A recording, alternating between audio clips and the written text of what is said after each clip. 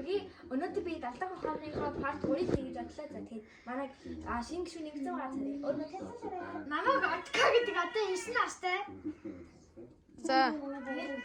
За тэгээд одоо манай урангай маань одоо ямар сэдвтэй гэдгийг за та нар юу гарчгаасаар ойлгож байхаа дөө. За тэгээд өнөөдөр хасаад би ирчүүд хэрхэн охтуудыг найддаг вэ гэдэг талаар бичиг хийх гэж байна. за гадагшаа гарцгаа юм. Энэ бичлэн одоо яг дүрс хийж яг бодлон нэлтэй болдог үйл явдлыг таарт хийж үзүүлцгээе. За гарцгаа. Усаа амгаачлаа. Баярлаа. Дугаар авчиж. За.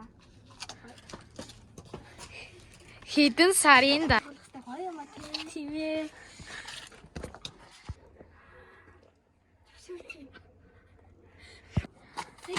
Тэгэй. Тэгээд тэгэхээр авъя. Дараа тэр охинтой болов. Тэр охин нь.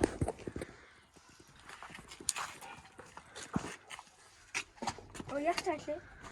Гарын хэсэг хамаа. Боснаа.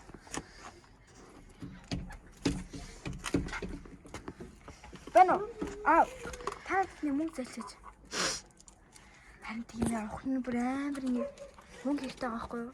За, баярлалаа. Үгүй хараа чи юм уу?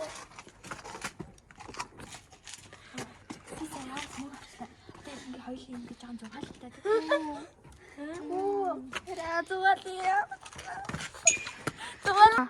Охин нь кино зарагт авалтанд оров. Гэтэж хань тийм. Бас нэлээд. За. Охин солонгос K-pop idol болов. На амитэ комина на амитэ масарисма буйрно. Тэр охин кинонд тоглов. Йоо чигээ илүү таарч юм ээ энийг өмсөхгүй.